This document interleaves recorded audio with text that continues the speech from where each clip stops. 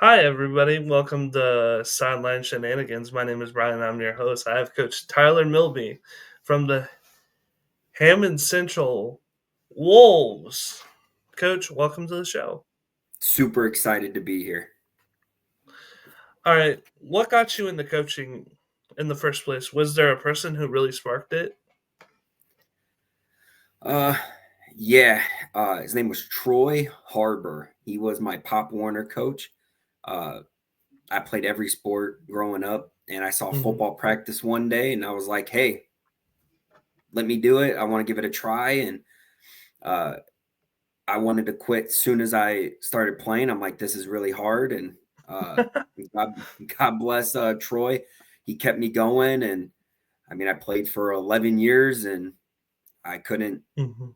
get away. So I'm like, I want to be a coach. Okay. What's your core coaching philosophy? Uh, I want to be as real as I can with the kids. I don't want them to lie to me. Right. I'm not going to lie to them. Uh, everywhere I've been, I've told kids the truth. You know, some kids may or may not disagree with me, but uh, I do my best to tell them everything that I know and keep them in the loop as much as possible and build a family in that relationship of trust. Okay. How do you balance run versus pass in your offense? Oh, I mean, I love to throw the ball around. It's really cool. You know, everywhere I've been, I've had cool athletes to see them go do some incredible things. But I mean, it's just Mhm. the core thing, whatever that defense gives you. If we got to run it 30, 40 times a game, or do we got to throw it 30 times, whatever it is, uh, I'm a defensive guy by heart. So I let my offensive coaches determine Mm. all that stuff. So What's your favorite play of all time to call? uh, I'm really boring. Uh, I mean, I don't have a favorite play on offense. When I was in high school, we had one play, essentially. And we had more, but we only ran Mm. one play, and it was I right 34 ISO, and that's why my high school was really, really good. Uh, and I don't call anything crazy on defense. I'm a technique kind of guy, and that we're going to beat you with the Okay. technique and fundamentals, and do it that way. What's your biggest pet peeve as a coach? Wasted talent. Kids that come in and they're super great, and you're like, wow, this kid's going to do something. The grades aren't there, or, they're always in trouble, or they just don't want to move on to the next level. That's my biggest pet peeve because I can deal with anything. I don't care. It's just, I look at them and I'm like, Mm. man, you got all the talent in the world. You should be going to play college football or doing something, and you're not doing the little things. Okay. How do you track a player progress throughout the season? Uh, I like to do it in the way by their knowledge. You can do it by the numbers, gains in the weight room, but can you answer the simple questions? Uh, Mhm. I start coaching linebackers. That was my main position. Can they identify the problems in themselves? And can they go watch a random college football game or a random high school game and identify the problem and be like, hey, they should have done it this way?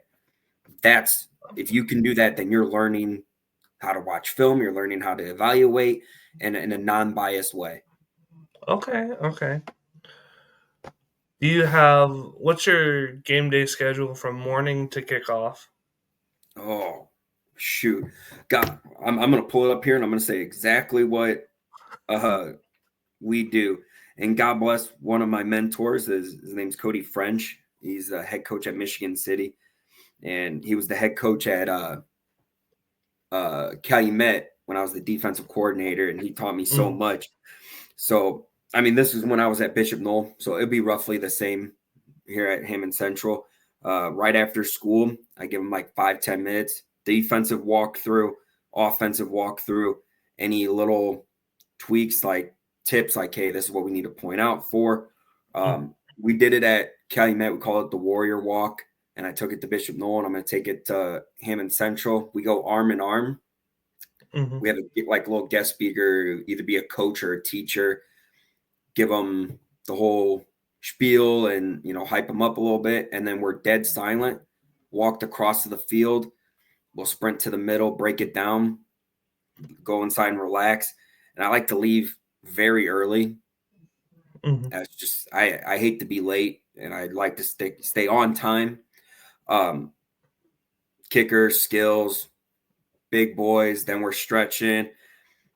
Defense, I always start, I'm pretty sure every coach in America does it, but defensive indie first, huddle, offensive indie, all that stuff. That's the typical game day, like after school. And then, during the whole school, I'm making sure everything's charged, ready to go, and panicking, making sure I don't forget anything. How do you handle unexpected equipment issues on the sideline? That's why you got one of those coaches that handles it and you don't. Right. I whenever a kid used to tell me, I would send him right to another assistant coach. I'm like, I'm not dealing with that right now. I'm getting yelled at in the mirror or in the headset by the head coach because we're up 25-0 and they just scored a point. So I'm sitting here like, all right, now I got to fix this issue. Don't bother me with that. Head right to our other coach, or, making sure we have 11 on special teams, Mm-hmm. What music do you blast during practice? Oh God, heck if I know. I let them choose whatever they want, as long as it's not like horrible. Really? I don't care. No one's gonna listen to my music. My music is Fall Out Boy and early 2000s stuff. They ain't gonna listen to that. So I'll let whatever gets them hyped and do whatever they want. I'm cool with it. How do you still keep in touch with former players? That's the philosophy part, the building that relationship with them. The Wheeler kids, my first coaching stop, I talked to a few, but my second stop being at Calumet, I talked to a lot of them. I was one of the first ones. Know one of my players is having a kid. He bought a house. Like, some unfortunate stuff has happened, and I've called them to make sure they're okay and stuff like that. Just how much I show to them how much I care about them, and that football's cool. Thank you for helping me win. But like, I'm here for anything, and I hope all my former players know that that's what I'm about. Okay. How do you game plan against a wing T? Oh, gross. That's again, God bless Cody French. He taught me. A lot of people will tell you to put everyone on the line, blitz a ton of people, don't go, get after them. Well, unfortunately, if they get past, they go right through. But I like to put the entire D-line in 4s and 2s, and we'll shoot interior, hit the inside gaps. The D-line, their job is to attack the fullback, and that middle linebacker will mirror the fullback. So if they want to hand it off to him, I got 5 guys that are hitting him. Now, that's when it gets to the tricky part, because if the quarterback pulls it, now it comes the option game. Now that safety and that outside linebacker are responsible for the option game. Now, sometimes those DNs can get in there and they can tackle both, and that's great. We actually did this my second year as a defensive coordinator. We won. It was 19-18. It was an incredible game, but we shut them down, and the kids stuck with it until, you make one sub, and it just, one person doesn't follow that rule, and then, the wing T flex bone gets you. I've also done it where I've put 5 down linemen Mm-hmm. and still have the end slant and still have the outside contain. It's really depends on what that team brings you. You know, if you can outmuscle them, which I've done in the past, great. I faced a team, that's pure speed, and they are massive. So it's a hard thing to really say, hey, how do you really do it? Because I say it and it sounds really great. And then, someone listens, they're like, well, that's really stupid. I'll just come right at you. But we have rules Right. and assignments of how to go against the wing tee and the flex bone. And we have to stick to it to a T. And if we don't, that's when they burn you. Right. How often do you self-scout during the season? From spring right now to the end of summer, I don't care about anyone else but Hammond Central. Obviously Mhm. where I'm at now. Critical on us. Our whole point is to beat our offense in terms of the defense, and I want our offense to beat our defense. Because in my mind and in our coach's mind, no one's better than us. We are top Mhm. notch, which obviously we know that's not always true, but I have to beat the offense and give them stuff that they may never see, but now they can game plan against it. And same with, Right. offense facing the defense, showing us something that we'll never see. Or if we do, oh, hey, we did that in the summer. And then once it gets to the season, goes back to, hey, all that technique and fundamentals. When we watch that film, middle linebacker, what'd you do wrong on this? Oh, I didn't scrape on a 45, or I got caught staring in the backfield, or something like that. Kids self-evaluating by the season point. Okay. What's your coaching approach in a blowout? Up if you're up 50 or down 50? I've been a part of both. So it's kind of changed. When I was getting into coaching, it wasn't like, hey, take off the gas, let's be respectful. But I've people don't do that. They're they so I'm in the all gas, no brakes. I've been saying it since I became a defensive coordinator 4 years ago. Like, we're going. Um, Mhm. and hey, if you could put up 100 on me, do it. It is my job to coach my kids up to stop you. If we Right. can't stop you, then score. If you bring your JV in and they're still scoring, then I'm not going to be mad at you. Everyone else will. I don't care. My job is to stop you and prepare my kids. If I can't do it, then fine. And if you can't stop us, fine. Hate me.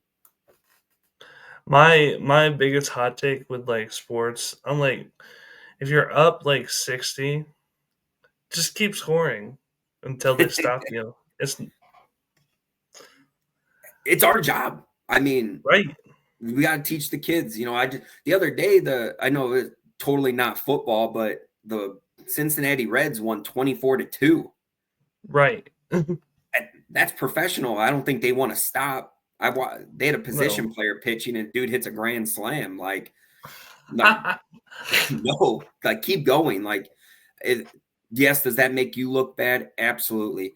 But hey, if I do it to someone's gonna be mad. But if you go look Mhm. at the teams that win state or are dominating, they still blow people out, and no one's saying, hey, that's a bad guy. They just say, Mhm. hey, he knows what he's doing. Exactly. How do you make every player feel valued? It's getting the reps and asking those little questions, and also giving them the praise for the little things. You know, uh, actually, before me taking over Hammond Central, the last 4 years they've been doing wing T, or the single wing. They've been doing the single Mm, wing. So now we've been working on route running fundamentals, and it's just the little things. That little freshman comes up, or kid that's never played, and you're like, hey, that's a solid route, great job, but do this. They get that little smile and they're really excited, and you just make them make like they're the center of everything. And you get mm, talking, you get personal with them, and they're just, I have a girl on my team, and I told him, like, phenomenal, like, she runs incredible routes, but mhm. I could see she was down on herself a little bit. Like, no, dude, you ran great routes. everything else will keep going. Do you have a favorite game day snack or meal? Oh, one of my former coaches, he would always bring like chicken wings, uh, like Strax chicken wings or no, it wasn't Strax, Aldi's. I think it was some Mhm. chicken wing. I don't know. Forgot where he would go, but he would always bring them. He did it when we were at Calumet. He did it the 1 year at Bishop Knoll. So it was really awesome. If not, I just go with a sandwich. You know, Okay. turkey, Mine, so ham, and roast beef. okay. Mine would be, like, I don't know if you guys have Charlie's Chicken up I don't north, think but so, I'm but from. It's this chicken restaurant that's connected into a gas station, also in a Subway in my hometown. Me and my friends would go get chicken from it before the game, get a brisk tea, the big bottles, yep. chug them right before a game. Loved it. Never got sick. No, If you weren't coaching football, what would you be doing? I, I don't know personally. Like the minute I was born, sports has. I shouldn't say that actually, but uh, ever since like I could actually like remember, hit that age around 5, sports Mhm. was my life. And it wasn't football at first, oh, basketball was cool, soccer was cool, but like 2005, I'm a diehard Chicago White Sox fan. They won the World Series. That just so happened to be the first year they won. So happens they won the World Series, and ever since then, I was like, "Hey, I love sports." And then I got into football, and I'm like, "This is the greatest thing ever." It's my whole personality. I watched every national championship. I watched 3 state championship games. Everything. Like I don't know what I would do without football, honestly. I love the Chicago Cubs, and I'm like, oh no, I I grew up a Cubs fan, and it's great. Gross. Mm. If you were to have a meal with any coach, past or present, who would it be? Oh, there's a lot. Uh, I Urban Meyer to me is one of the best college coaches of all time. I would Mhm. love to sit down and hang out. Pat Narduzzi, the head coach at Pitt, um, he's phenomenal. I love his defense. Love the moves at Michigan State. Like those teams were awesome. Joe Tiller, I'm a big Purdue fan. Um, horrible. I live in the Purdue area. Oh, phenomenal. Thank gosh. My dad, it's funny because my dad's a garbage man, been his Mhm. entire life, and he used to pick up Joe Tiller's garbage. Like, Really? yeah. So, Joe Tiller is one of those, the founder of the spread. Like, that would be someone Mhm. that, even though I'm a defensive guy, that would be someone that'd be really cool to just pick his brain and be like, hey, dude, here's my defense. Beat me. Like, I want to know everything. Right. What's your favorite like football movie quote? Oh, it's not a movie, the TV show Friday Night Lights. Clear what is it? Clear eyes, full hearts can't lose. I I I haven't It's seen something like Friday that. Night. I So haven't seen that in a minute. Friday Night Lights is my favorite movie of all time, like football movie. Mhm. So like that's phenomenal. But like the TV show is phenomenal, and just that quote. Right. Mine has got to be it was I can't remember what movie it's from or what the quote was, but my favorite all-time movie is Rudy. I'm a big Notre Dame fan. I know I live in the Purdue area. Support Purdue always. Love Purdue basketball, but Yep. Notre Dame football can't beat it. But like I love the movie Rudy. Rudy. Yep. Rudy, Rudy. I mean, You hey, know, I was able to go to the Notre Dame Ohio State game when they lost 17-14. oh, like not the national championship. No, what was it, 2 years ago? When yeah, I got free tickets. It was really cool. I didn't have to pay a dime, and I was like 8 rows off the field. Wild.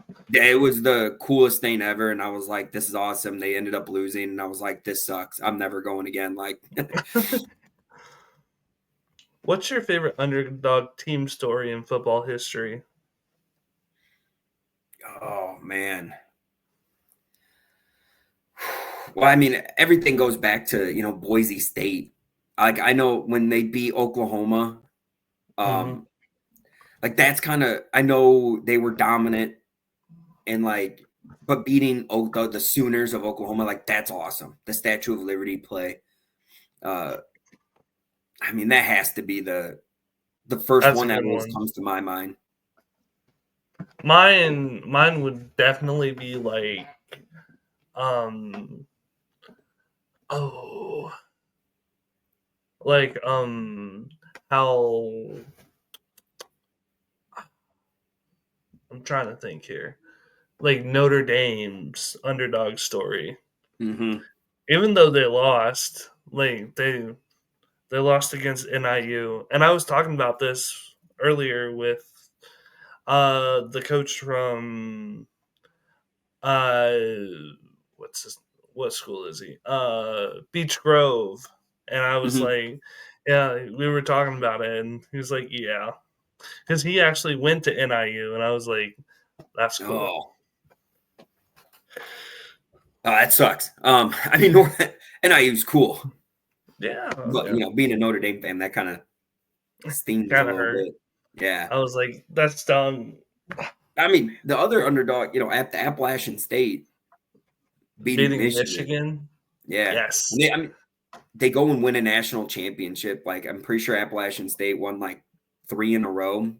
So, like, that, like, I guess they're not technically an underdog because they go win the FCS, but like Mhm. beating Michigan in the big house, that's pretty incredible too. Right, right, right. Ohio State hasn't been able to do that in a minute.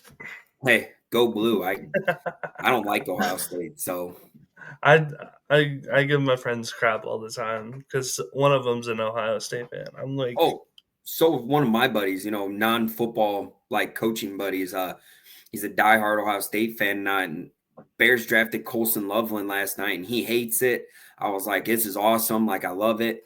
And he's like, "No, this is stupid." I'm like, "Hey, dude, Colson Loveland never lost to Ohio State, so that's true. see." How do you celebrate after a big win? Oh,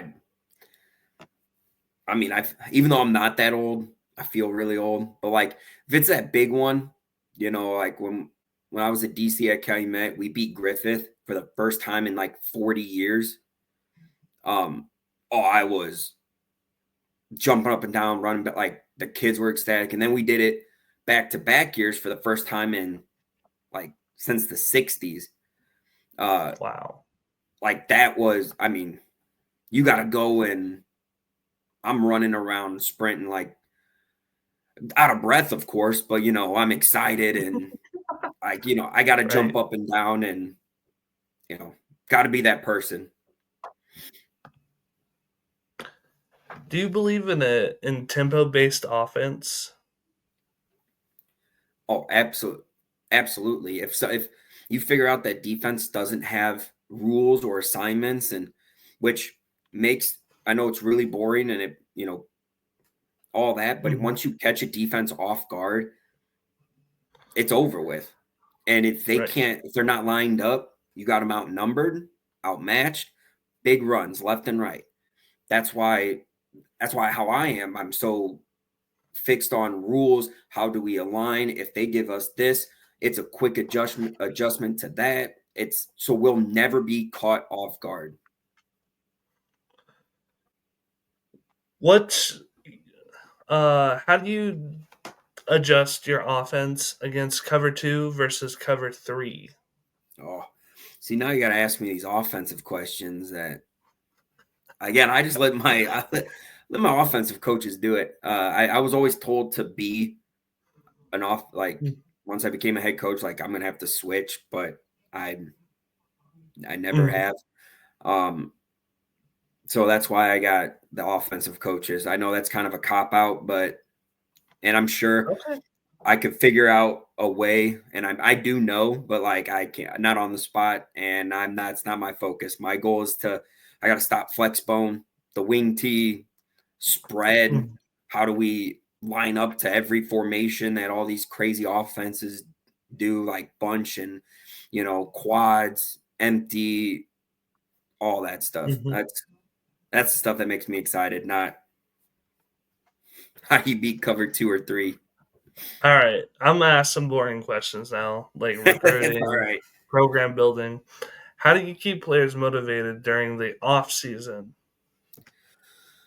Oh, see, that's always a tough part because if you are losing, Mm-hmm. no one's ever excited, Right. and it always makes your job hard.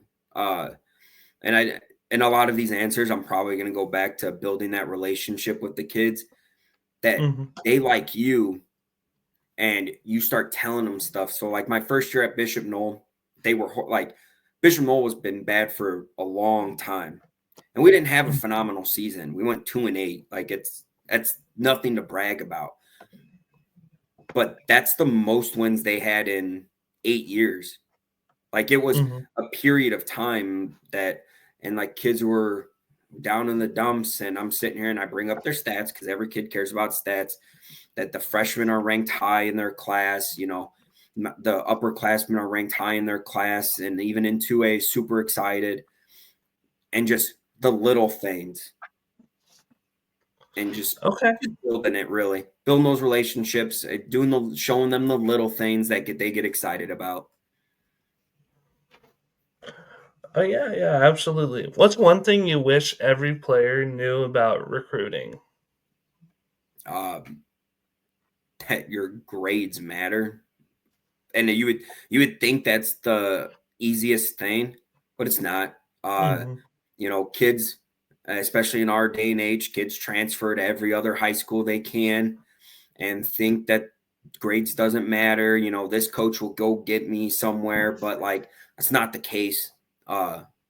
If your grades suck, it doesn't matter if Mm-hmm. you go transfer to some big school down south. Like you're not going to go anywhere. So grades, and that starts as your freshman year. If your freshman year is just the best you've ever had, like Mm-hmm. that sets you up for success. And it's not just that, with grades, it's also going to camps. I was a big don't go to camps when I was younger, and I thought they were dumb. But as I became a coach, I'm like, well, some of these schools, your film can lie. So you Mm-hmm. need to go show them how talented you are as an individual. Right, right. And kids don't understand that. Kids also understand those junior day visits. It could be some D3 school down south. Go visit them because that D3 coach might just go be a D1 coach in 2 weeks. And if you have a great relationship with them, now Mm-hmm. suddenly he might start recruiting you there. So Right, that's the other thing, getting them to go to these schools, and just who cares about what division they are? Because if you're right, right. good, someone will find you. How do you help your players stay realistic about recruiting? I mean, I tell them. You got to tell them the truth. I Like I said, some kids might not say it like that, oh, Coach Tyler lied, blah blah blah. But I do my best to tell you the truth. Hey, you're 5'5". Unfortunately, Alabama's not going to be knocking on the door. Right, Um, be realistic, and if you really want to play, you will have a Mhm. spot, and you just have to go bust your butt. Right. What advice do you give players emailing college coaches? Keep going. Do it every day. If they don't respond, fine. Keep going. You can send 50 emails, 50 texts, 50 Twitter DMs, whatever it is. Just keep going because someone will respond and someone will give you that opportunity. Yeah, I like with this podcast. I was talking to my dad. He was like, "I know you want to start a podcast, dude. All the worst they can do is just say no." Yeah. I mean, that's really it. Like no coach is going to tell you you're not good, Mm-hmm. or they're just not going to like respond to you. But keep going, and then once your film gets better, and once you adjust Oh it a yeah. little, suddenly that coach might respond. Okay. If you were to play or be any NFL coach, which NFL coach would you be? What was that again? If you were to be like an NFL coach, Mm-hmm. which one would you be? Oh, I mean, I do love. I know he was horrible, but I do like Matt Eberflus as a defensive coach. Well, I do Okay. really like him as a defensive coach. Um, I mean, Ben Johnson is really cool, but that's also me being super biased because I'm a big Bears fan. Ben Johnson's awesome. Sean McVay's awesome. Like these offensive guys are really cool. I know I'm not an offensive guy, but they're really awesome. Uh, McVay's young and seeing what he did when he was young, and I like to think I'm pretty young and being able to be a head coach. Like that's sweet. Yeah, right. What's what's your funniest moment you've had on the sidelines? Oh my gosh. We were playing. It was my second year at Calumet. We were playing Gary Westside. Uh, our offense goes and scores really fast. And the defense I was doing, we did it the year before and we shut them down, but they got a new coach. And, the head coach was like, hey, you better have an adjustment ready. And I was like, nah, we're going to beat them. And they score on the first play and I'm getting yelled at. And then we ended up beating them by a lot and going. But I'm on the complete other side of the field. I don't like to, I'm never where I'm actually like you would think a coach would be, a guy who calls the defense. I walk Right. around, I can't stand in one spot. So I'm on the complete other side. And the best middle linebacker I've ever coached forces a fumble. It doesn't seal the game, but it just knocks the wind out of their sails. And he's sprinting to the other side away from me, holding the ball up. So on film, you see me throw my headset and I'm sprinting and we go and we jump and meet and I fall and I'm completely out of breath, like exhausted. But on his highlight, you can see me sprinting with him and we actually do meet at a point that we jump up and everything. And like, that's probably my favorite and the coolest moment right there. I mean, there's one more moment. My fiance, absolutely phenomenal. We beat her old school and we won 45-0. And I was able to propose like after the game, right in the middle of the field. Like, Wow. yeah, it was awesome. That's a moment that will never go away. All right, coach. My final question for you tonight is how do you balance being a coach and being a mentor? Oh, I, I mean, it gets, and I know I'm sorry, I've said it a lot. It's building that relationship and understanding, like, hey, I'm here for you, but Mhm. I got to tell you how it is. And the coaching and the mentor can mesh together once you're real with them. Once they start, Absolutely. if they think you're friend, we're friends, or which is that's not a bad thing, but like they take you more on one side than the other. Mhm. Like you got to make sure you mesh them together and actually be real, understand them, like, Right. and tell them the truth whether they like it or not. All right. I like that answer. Coach, I want to thank you for coming on. I really appreciate it. I'd love to stay in contact with you. I will send you my number and Absolutely. we could just chat, text. Maybe I could show up to practice. Absolutely. interview some of your guys, hang out, throw the ball around, Shoot, they I mean, anyone who comes and interviews them, I know they'd be super excited. So Yeah, like all the coaches I've interviewed, they've invited me to come out, and I figured, why not, right? yeah, I mean, I have nothing to hide. Of like, kids love it, other coaches They love it. like It the gives, attention.